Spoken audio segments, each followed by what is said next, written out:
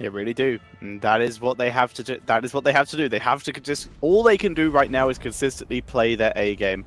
Let's see. Nice. Hooray! They went for a bat Nice. pick. SOA making it what we believe to be the correct decision here, going to Infernal Shrines. And this isn't the most common map that CE go to, because they always seem to go to more alternative. They're being taken to it a couple times though. Throughout the season, you can see here they've only played it 3 times, which is a lot less than some of the other maps. Yeah, they have a 100% win rate on it, but that's because they have a 100% win rate on all but one map, because they've won 2-0 against basically everyone except E-Star. Yeah, exactly. Couldn't have said it better myself. And can they do it? Can they do it on Infernal Shrines? So that is. Their record is not the worst one I've ever seen. 50%, 3 against 3. That should be doable. But as you said, CE, they know how to play on this map, of course. Despite the fact that they're not really keen on playing on it, it seems they definitely know their craft. So, are we going to see a ban on Malthael? If I were SOA, I would actually not risk that guy to make it through again. I'm not sure. Would you say that Genji is actually more frightening than Malthael these days, or...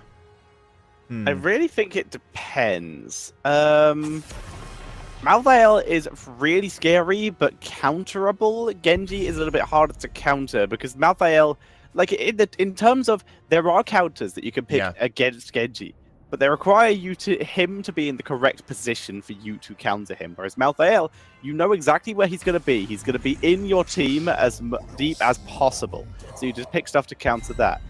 Or you do what a lot of teams have been doing, and you go for the map rotational style, which this map can lend itself to. The Punishers can be left alone at least a little, meaning if teams go for the Zul or the Leoric or something, and just try and get map rotational control instead, then we may see that as a way to deal with them. Yeah, we actually saw Zul, the pre-PTR Zul, by the way, being picked against Malthael multiple times in China yesterday, twice to be exact, and it seemed to be working okay. And if I recall correctly, Tetra, during the EU Open Division, we also saw the same phenomenon happen. Now, were you probably able to find a good explanation for this? Because we kind of struggled yesterday. Well, the fact is, it's terrible for team fights. Yeah. We think it is literally just for map rotation and split push potential to try and give yourself such a big XP advantage that Malthael just doesn't matter. That's the only logic we can think of, because if not, then Leoric or someone like that with the split push potential, but who doesn't just summon a load of stuff for Malthael to heal off with Tormented Souls, is going to be a much better choice. Yeah. How did the Zul strategy perform yesterday? Was it actually winning? Not in this case. Okay. Okay, so Zul... Triple Angel! Oh my god! Yes, finally. Finally we get to see them all on the same team. I think that's a first time for me here. I don't think I've ever seen 3 angels in the same team, but... Archangel of Hope, Justice, and Wisdom. Wow. / Death. All on the same team. Someone get Imperius in here, right now. Plus that one other angel whose name no one remembers. It could be, I mean, there's a couple of angels to choose from. Izuel could be one, although he's a fallen angel, technically speaking, so... But so is Malthael. Yeah, exactly. So that's fine. No issue with that. If we do want to go full angelic team, we do have Angelic Valor and Archangel Diablo. So we can actually full angel a team here. Let's face it, both of those heroes would actually make sense. Like, you have another solid frontliner. On Infernal Shrines, Diablo is really good. And Vala to... Yeah. Oh, damn it. Yeah, they would have single assassin, which would be an Ariel Valor, which would work really well. You'd have the double tank frontline, melee assassin. It would just be a standard comp. It would work. That's a comp that would work.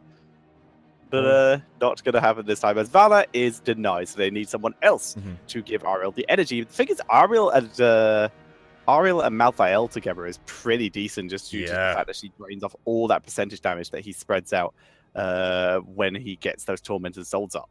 Oh yeah, you're gonna fill up Ariel's hope meter like crazy, basically. Now, what I also like about these angel comms, or the focus on several on those angels, you see Uther on the side of SOA, right? And when does Uther thrive? When there's a lot of hard crowd control, a lot of stuns, roots, and silences on the enemy team. But look at that. Yeah. None of the angels actually has one of those lockdown potentials, right? Oh, yes. CE, baby. Sure. Like, I don't have an argument against this. Brilliant. They have percentage damage. They have Ariel. support to go with Cho'Gall. They have Tyrael for invulnerable potential. They showed, like, Nadia, look at their bans. Yeah, that makes sense. But those are just normal bans. But 100% win rate Cho'Gall. CE, don't ruin this.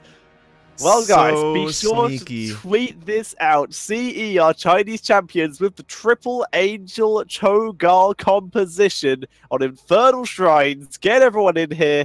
Let's get this underway. This is our first series in HGC China for the day. Yeah. And, right, let's look at counters right now. Percentage damage. Tassadar and Lunara both have percentage damage, so that is a way to deal with this. But now, they still need a second tank, I would say. They could go solo to Hacker, but it wouldn't be ideal.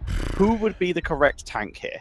Actually, that's the dilemma for SOA. If they go for another tank, their damage might simply not be high enough to actually take out the Cho'Gall. If they go for an assassin, there's not really a whole lot left to really threaten a Cho'Gall. Maybe the Tychus, but they go for the Illidan. Now, let's face it, there isn't a hard counter per se to the Illidan. There's no silence, no stun, no disengage, no gust. All they have, CE that is raw damage and support from the Angel comp. So, can Illidan be the weapon of choice they need? I'm a little bit skeptical. Illidan, guess what? Yeah. His biggest weakness is magic damage, and Cho'Gall is going to bring it right at you. It really is, as Tarn33 said, the holy Cho'Gall. But I like the reaction of the Illidan here. I believe he has a percentage damage talent at level 16. Yeah. So he gets a little bit of extra damage. Well, you first of all need to get there. You do need to get there, but the biggest thing here is you're against this composition. It's really unlikely you're going to actually win team fights against this composition because, oh my god. But what you can do is win everything else because the Cho'Gall is one less body. It denies rotations. It lowers the rotational ability of CE and it allows SOA to try and gain advantage by controlling the map. Oh yeah. I can't believe what CE brought to the table here, and I can't believe how sneakily they picked it.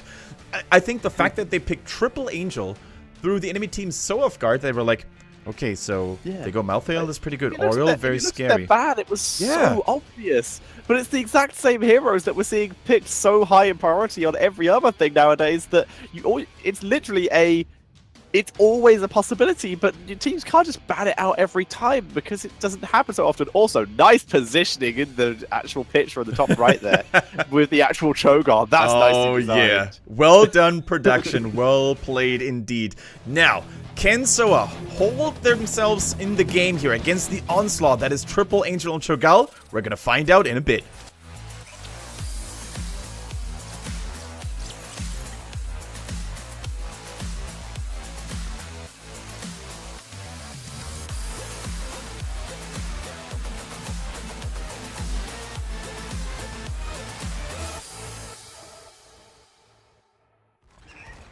Alright, and ladies and gentlemen, welcome to Infernal Shrines.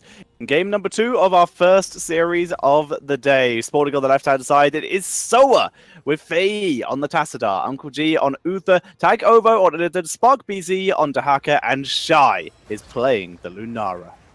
Alright, NCE going for that incredible composition here with Lufel on the Oriole, Wind on Cho, KTY on Tyrael, Paradise on Malthael, and Zuyu on the Ogre Twin Brother on the Gull. And boy, am I excited about this, Tetra. Now, we talked about the way they drafted it. They made it look so natural. It was like, Raymond, you know, he's a solid ban these days. Of course, they didn't want to face a Cursed Bullet. Now, another ban that is really, really common these days, a Nubarak, because the Cocoon can actually ruin Cho'Gall's day. So, SOA was completely thrown off guard here by the way he drafted, but it all makes sense in the end, and that is just the beauty. That really shows the masterminds that are sitting behind CE's team, and I just couldn't be happier. We're going to have to find out who's responsible for the drafts. You want to see even more Mastermind-esque? Look at Malthael's level 1 talent. What's the biggest weakness that CE has? Their rotational ability. How do you deal with this? Take on a white horse. You can get the extra mount speed by Malthael, allowing him to rotate quicker so they can make up for their XP loss. This is next level double soaking here. I think he's the only hero in the game who has a movement speed increase for being mounted here, and that's exactly what they're gonna try to utilize. Cho'Gall, he struggles a little bit in the early game, especially on tri-lane maps, because guess what? He's only one body that can potentially soak minions, and KTY, he's gonna try to help out here, holding the solo lane. The same goes for Malthael. Thanks to the Pale Horse, he's gonna be a little bit faster than usual. Now Spark BZ already, look at the damage he takes from the percentage poison by Malthael, and of course the Cho'Gall. Oh, look at that nickname, by the way. See you. See you. See you. See you. This is just perfect. CE at top level here as they continue to rotate around. As Malthael rotates up to the top lane. Guess what? He's here already with that Pale Horse as he looks for Shy. But Shy, with that Uther heal, they're not able to lock him down. It's Tyrael dropping all this harassment right now. But now Uncle G, they don't get the auto attack, so they can't get the follow-up teleport.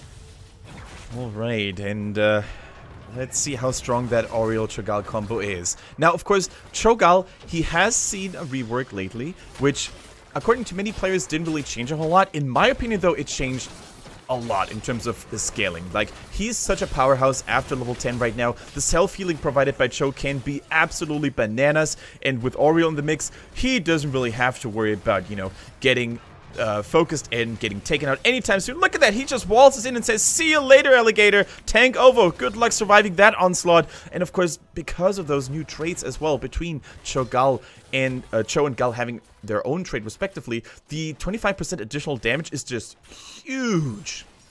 Yes, it is. It is absolutely crazy, and you thought surviving a Cho'Gall, but it was already hard. Now you have to survive Cho'Gall and Malthael, while they are both consistently healed by the Auriel. Tyrael just holding down the fort right now, as in comes Cho'Gall, and even though they had a head start, SOA are just driven off the objective. And look at them, they're doing the correct reaction here. They can't win this fight, so they're going literally anywhere else.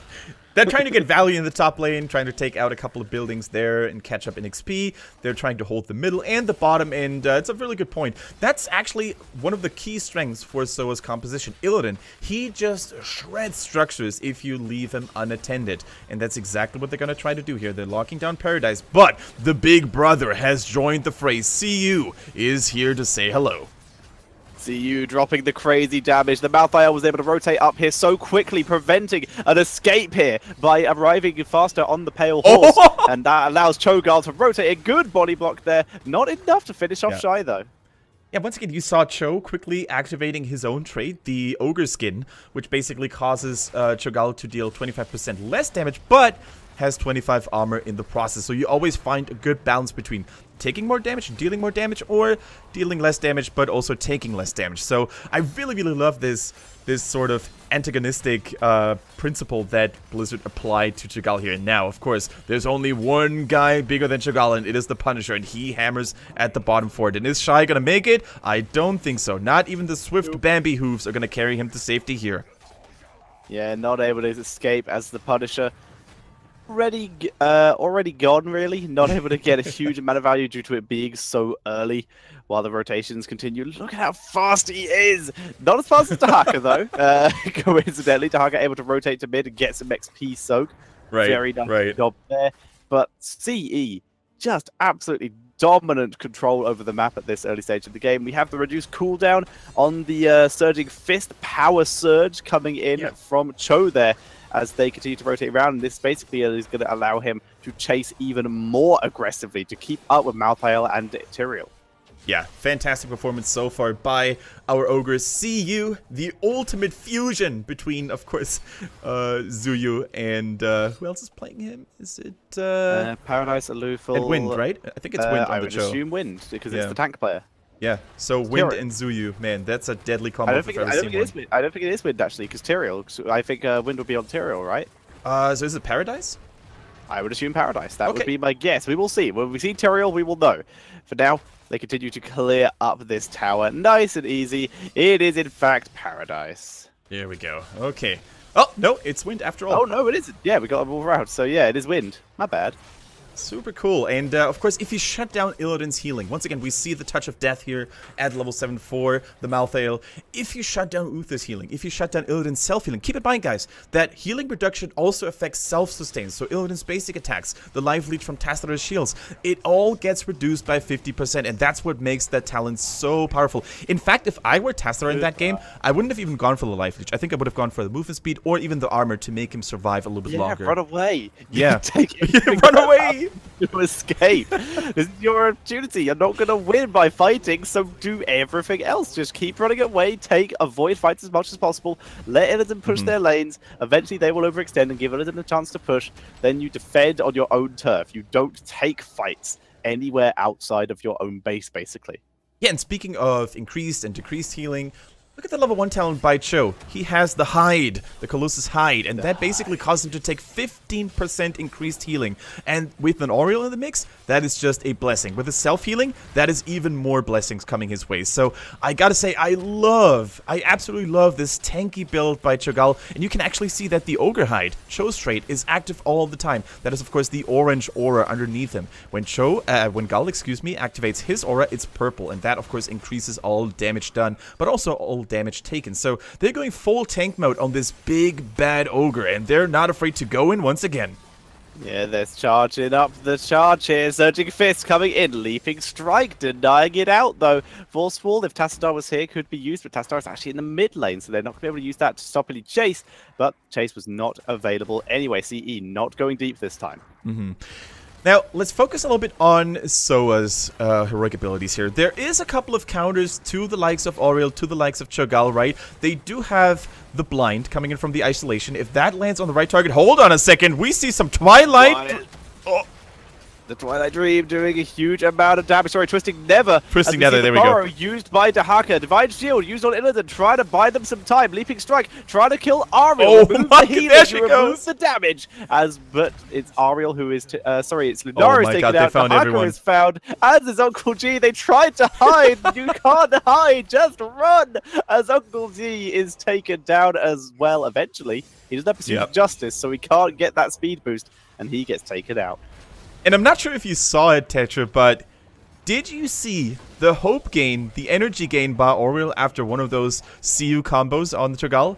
Instant full. It was like, this must be a heaven. This must be literal heaven for Oriel to really face... there's angels pretty much everywhere, so it does make sense. And we're actually in the angelic zone now on Infernal Shrines too, so this is literal heaven for Oriel. She feels right at home.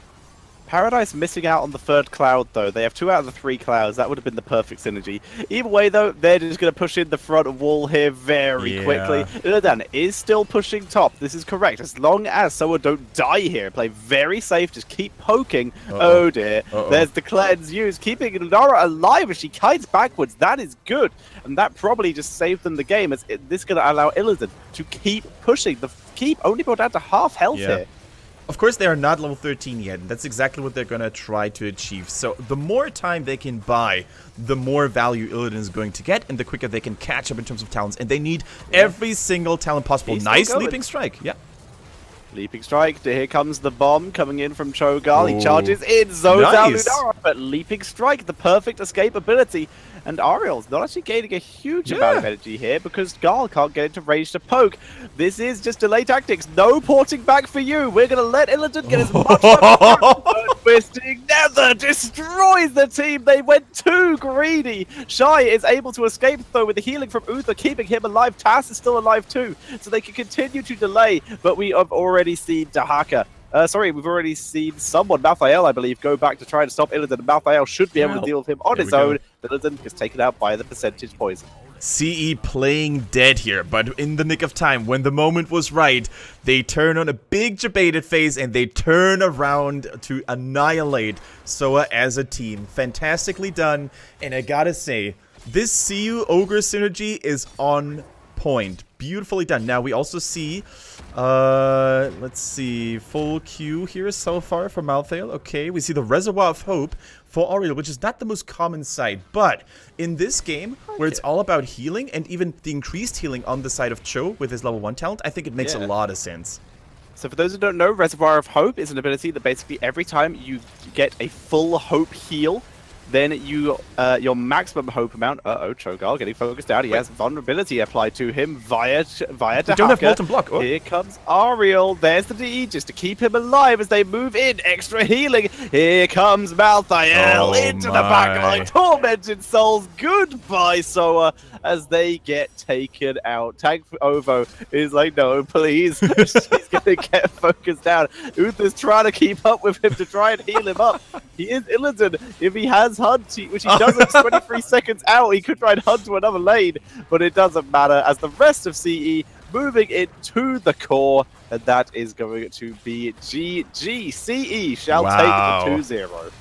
And that, ladies and gentlemen, was one of the most entertaining games I've ever seen, especially in terms of, like, from a drafting point of view. It was so smartly done by CE. They gave their opponents no clue that they were willing to go for the strategy, but their bans, the picks, everything just made perfect sense here. And CE, the reigning Chinese champions, they do not falter. They take the series home 2-0, easy peasy.